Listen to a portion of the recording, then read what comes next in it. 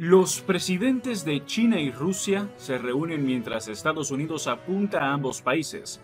El presidente chino Xi Jinping acaba de concluir su viaje de alto nivel de 2 días a Moscú y sus reuniones con el presidente ruso Vladimir Putin, en las que ambos líderes declararon que su cooperación había alcanzado el nivel más alto de la historia, y en oposición a Estados Unidos declararon su determinación de salvaguardar el sistema internacional basado en las Naciones Unidas. Su declaración conjunta no solo esbozó los acuerdos alcanzados para reforzar los lazos económicos y estratégicos bilaterales, sino que supuso una contraofensiva diplomática contra la propaganda beligerante de Washington, que intensifica temerariamente el conflicto contra Rusia en Ucrania y acelera sus preparativos de guerra contra China. Los dos líderes arremetieron contra Washington, instando a Estados Unidos a que deje de socavar la seguridad internacional y regional y la estabilidad estratégica global para mantener su propia superioridad militar unilateral.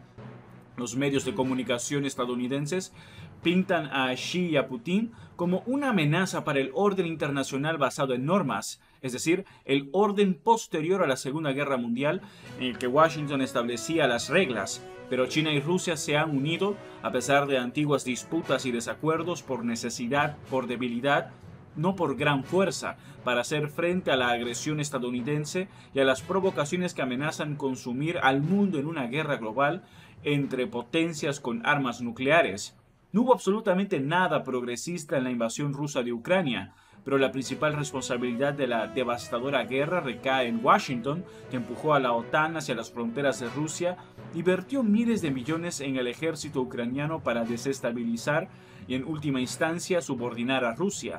Estados Unidos y sus aliados han impuesto sanciones paralizantes a Moscú y la han excluido de hecho de las finanzas mundiales. Con asombrosa hipocresía, Estados Unidos ha presionado para que el Tribunal Penal Internacional emita una orden de detención contra Putin por presuntos crímenes de guerra, una medida que sería mucho más apropiada para una serie de presidentes estadounidenses, incluido Biden. Sin embargo, Washington considera que la guerra contra Rusia es el preludio de un conflicto con China, a la que considera la principal amenaza para su dominio mundial. En una repetición de los preparativos para la guerra de Ucrania, la administración Biden está tratando de incitar a Beijing a atacar a Taiwán como pretexto para una guerra con China. Estados Unidos está llevando a cabo una acelerada acumulación de armamento en toda la región, incluso de forma provocativa en Taiwán, y el fortalecimiento de sus alianzas militares en Asia, incluso con miembros de la OTAN como Gran Bretaña, Francia y Alemania.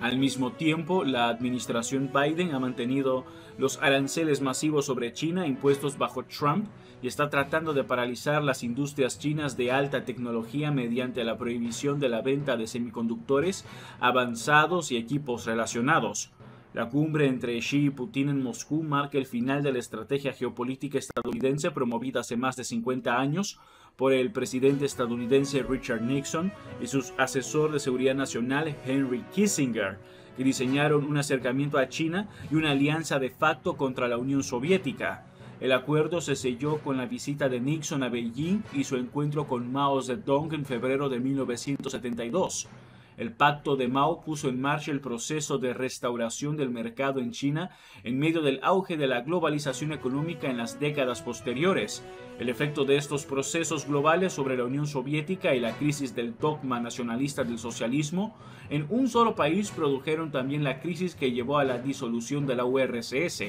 La estrategia estadounidense puso en marcha procesos que condujeron finalmente a la disolución en 1991 de la Unión Soviética, al establecimiento de Rusia, Ucrania y otras antiguas repúblicas soviéticas como estados-nación separados y a una región económica y social masiva.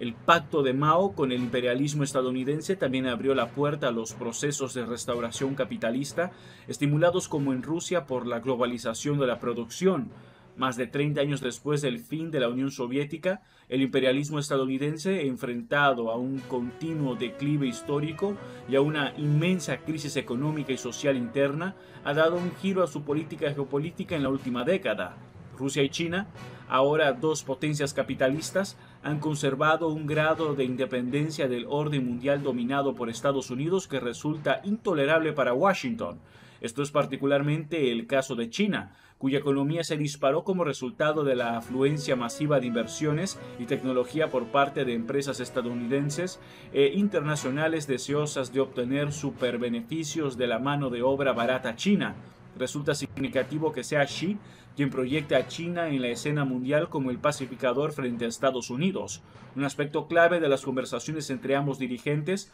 fueron las propuestas de Beijing anunciadas el mes pasado para que Ucrania y Rusia negocien un alto el fuego y pongan fin a una guerra que está devastando a ambos países. El martes, tras las conversaciones con Xi, Putin abrazó el plan de paz chino, declarando que podría tomarse como base para un acuerdo pacífico en Ucrania cuando Occidente y Kiev estén preparados para ello, en una crítica apenas disimulada a la invasión de la OTAN en Europa del Este. La declaración conjunta se oponía a que cualquier país o grupo de países perjudique los legítimos intereses de seguridad de otros países en busca de ventajas militares, políticas o de otro tipo. Como era de esperar, Estados Unidos fustigó el plan de paz chino por ser contrario a los objetivos de Washington de utilizar la guerra para doblegar a Moscú. El secretario de Estado, Antony Blinken, denunció cualquier llamamiento a un alto el fuego que no incluya la retirada de las fuerzas rusas del territorio ucraniano, alegando que supondría de hecho la ratificación de la conquista rusa y permitiría al presidente Putin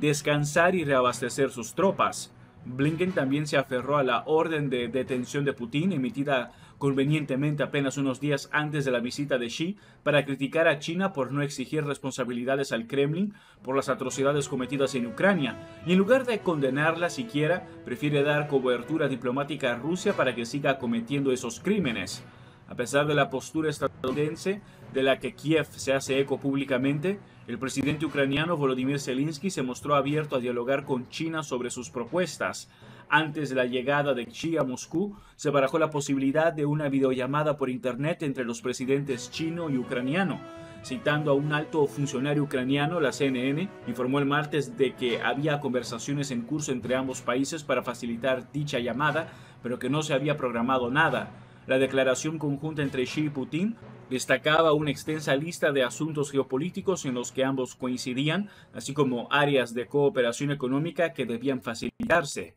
Los líderes expresaron su seria preocupación por el pacto AUKUS entre Estados Unidos, Reino Unido y Australia y el calendario que se acaba de anunciar para el suministro de submarinos de ataque de propulsión nuclear a la Armada australiana, claramente dirigidos contra China. También expresan la misma seria preocupación por el continuo fortalecimiento de los lazos de seguridad militar de la OTAN con los países de Asia-Pacífico que socava la paz y la estabilidad regionales. Putin y Xi también anunciaron un nuevo impulso a la compra de energía rusa por parte de China y la construcción de un segundo gran gasoducto, el Poder de Siberia 2, a través de Mongolia hasta China. A cambio, Rusia está ayudando a construir varios reactores nucleares nuevos en China. La declaración conjunta enumera otros importantes proyectos conjuntos en la producción de aviones y helicópteros civiles, metalurgia no férrea, exploración espacial, biotecnología y productos farmacéuticos, así como en otras áreas intensivas en ciencia. Bajo la intensa presión de Estados Unidos y sus aliados más cercanos,